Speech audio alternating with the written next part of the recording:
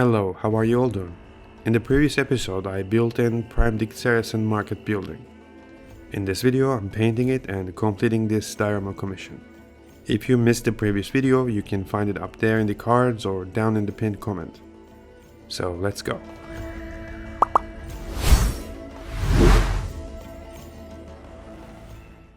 So I'm starting the paintwork with a rather dark grey using black and white. I'm using these leftover Revell paints.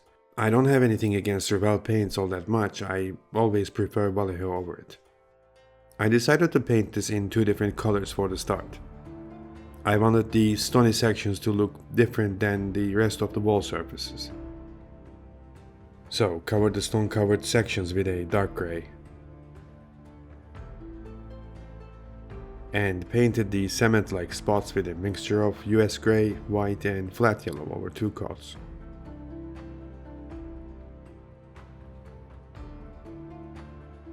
Next I painted this using a mixture of US grey, light grey and a drop of red. After that I mixed dark sand, light grey and warmed it up a bit with red. At this point I am applying watered down paints to have an understanding of what color will each part of the building look like. I'm trying to find a balance between improvising and sticking with the real thing when it comes to painting, just as I did with building it. Mixed grey, white and a drop of flat yellow and painted the non-stone sections with it. Some of the diluted paint applications might make no or less sense, but I usually do this to have an idea where the paint process is going. As I usually don't start with a precise painting plan, I do this to help me figure it out. Also, sometimes I have leftover diluted paint on the tray and I add bits of relevant paints in it and try to finish it up. Sometimes it ends up with surprising final results. To differentiate the extension parts was the most challenging ones. I had to try out different color combinations throughout the paint job. Painted the area where the symbols would be with a light grey and then used the leftover of this mixture to paint some of the pillars.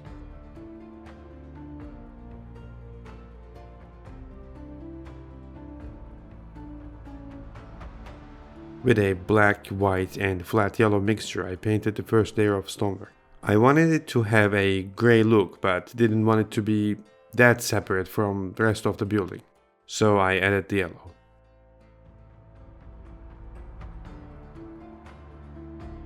Used light grey for the stones around the door and painted the top floor stones with the previous paint mixture.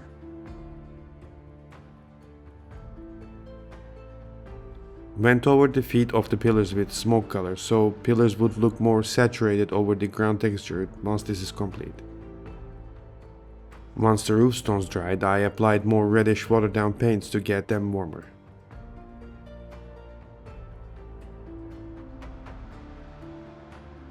Covered the roof of the extension part and the area next to the dome with the same mixture.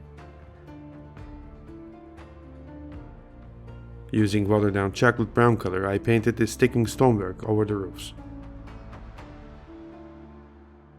Got my hands on the smoke color again and painted the tiny bits around the dome as well as the wooden logs sticking out on the walls.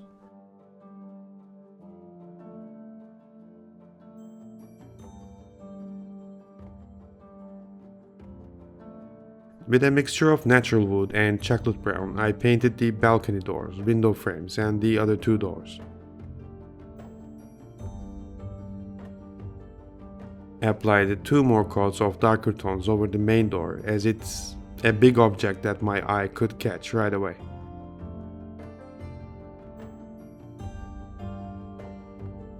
For the windows, the original building has these colorful stained glasses. I tackled this by dropping watered down turquoise, royal blue and red paints. I fixed the spilling bits later on off the camera. For the railing by the stairs, I originally wanted to paint them in bronze but changed my mind to a more wooden look last minute. Speaking of bronze color, I painted the dome and the small dome right over the bell tower over 3 different coats, lighter to darker. All those baking soda I applied during the building of this paid off. Especially the darkest bronze layer made a lot of tone differentiation. While at bronze color, I painted the mesh-like section with it. Then it looked too shiny, so I applied a darker filter over it. Next, I painted these sections where we could see the symbols. I used light green, red and cyan colors for these, and applied a watered down light grayish paint to make them blend better to the rest of the building. While waiting for them to dry, I started working on the non-stone sections to make them fit in better to a somewhat deserty or barren landscape that I placed this building in my mind. While waiting for those spots to dry, I started differentiating each stone. For this, I mixed various different paints with the same light gray paint. Unlike my most builds, I didn't want to use extremely light or dark tones or different colors and went for a subtle look. For the arching stones over the main door, I wanted to add the player color, so to say. I'm asked to use royal blue for this. In order to have a more saturated look, I painted this in darkest to lightest tones. This is the first time I'm trying such a method. Gotta be honest, under normal circumstances, I should have applied this method to every single stone on the structure for the best and most eye-appealing result. But considering from start to finish it took me 2 months to complete the entire diorama, I don't think I can do that. Applied the regular weathering over the doors and the wooden railing by the stairs. Then got the stonework dirtier with a diluted dark brown paint. I applied the same mixture over the rest of the building wherever I saw fit. At this point, painting got really enjoyable until I had to paint the shingles over the extension parts. For this, I used flat earth, smoke, old wood, green brown and chocolate brown paints. Painted each shingle a bit sloppily with each of these paints.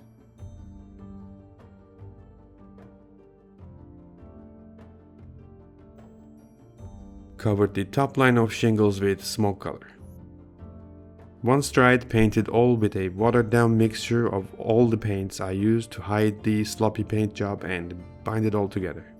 About an hour or so later, they were ready for dry brush application to make them look old, used up and maybe more weathered.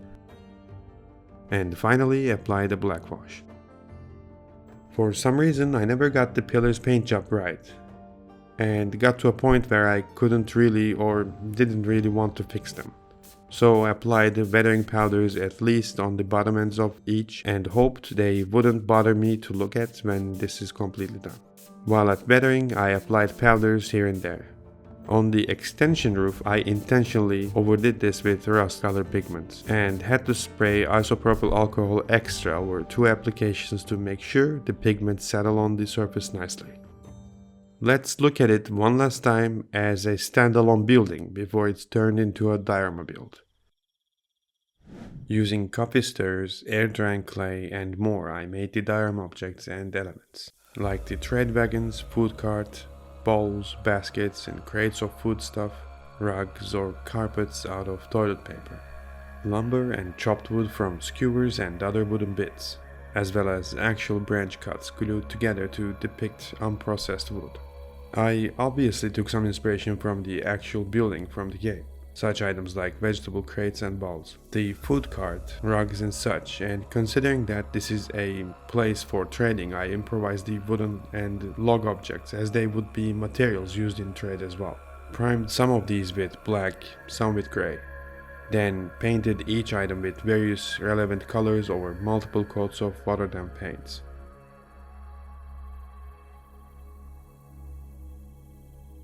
Most time consuming one ended up being the camel pulled wagons. I used 72nd scale Italeri Mongol Cavalry figures and the camels came with that set.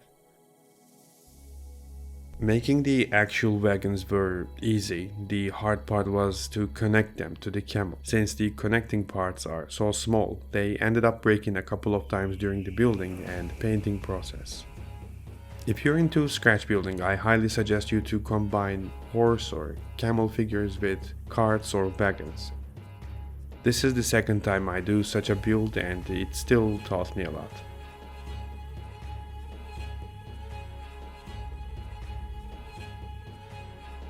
Another challenge was to paint the figures that are already glued on these as well. I'm used to paint the riders and the mounts separately. This time for some reason I had to glue them before the painting. There are still areas that I could have done a better job with the painting, but as I mentioned before, this was somewhat of a speed build, so I had little time to paint with more detail. I'm not showing or mentioning each color I used here, assuming you would be used to the color palettes I work with by now. If you still need to know, ask away in the comments.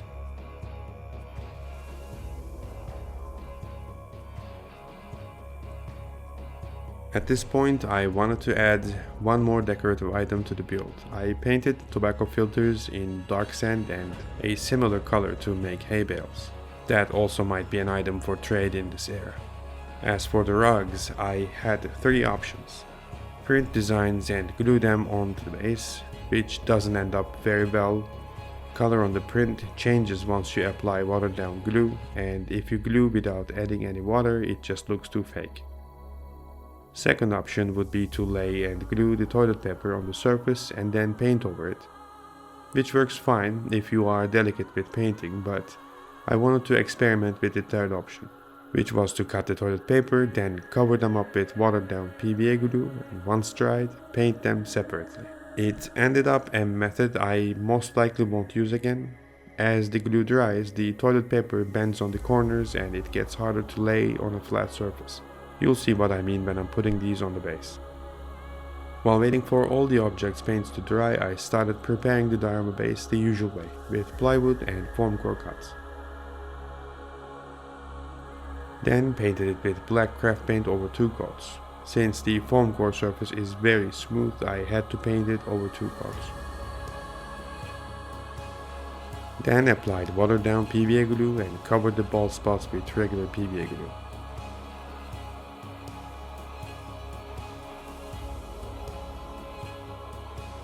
After that, I applied my coarse ground flock. Recently, I made a batch of ground flock using coffee ground. I applied it over the previous one to make it look more random, and got done with the base. Once everything done, paints and glues dried, it's time to put everything together. I start by drilling peg holes on the building sections. Inserted toothpick cuts in the holes. Then drilled matching holes on the base. And installed the building sections on the base. After that, I scattered the objects where they should be while paying attention to not stack the same colored objects together. You can imagine these to be bags of rice or wheat, oversized carrots and tomatoes, fish, watermelons and such. The important thing being what they represent with their overall shapes and the colors, I suppose. With the hay bales, I later on applied some bettering powders on them off the camera to make them blend in better with the scene. With the rugs, you can maybe understand now with what I explained before. I had to put coins on the bent ends to give them more flat shape while they are glue dried. With the wagons, I wanted to capture a scene, them just about to leave the building with their load, and the horse rider maybe overseeing or observing their departure, or maybe just about to leave after them to escort them to their destination. It's up to our imagination here. As my longtime viewers should be aware, there are always gaps and such to cover with my builds, and my to-go approach is always to add vines and greenery here and there. Other than covering the ugly gaps and mistakes, doing so adds extra color and liveliness to the dioramas. With the last bit of shrub, I finished this project. By the time you're watching this video, I will be packing this and shipping it to its owner. It had been a bit of a time-consuming but not a repetitive build for me. It was especially an interesting one with the dome detail on the roof, blue paint around the door, or the collection of foodstuffs and their crates. Although I will take a break from creating Age of Empires 2 oriented buildings for a while, unless I am commissioned to make something from that genre. It's been enough number of stuff related to that, and I feel like I need a change for a bit. I will go back onto my alternate timeline make series and some else topics to build. Maybe another fighter jet or a sci-fi bomber plane build. I might even throw in a tutorial video or two. But before that, I will give you a short build video as the next one, something that would take a day or two to complete. Let me know if you have any ideas for me to build in the future. I'm always open for new ideas. Like this video if you did, and subscribe if you haven't yet. Thank you all for being here, and I'll see you in the next one. Bye bye.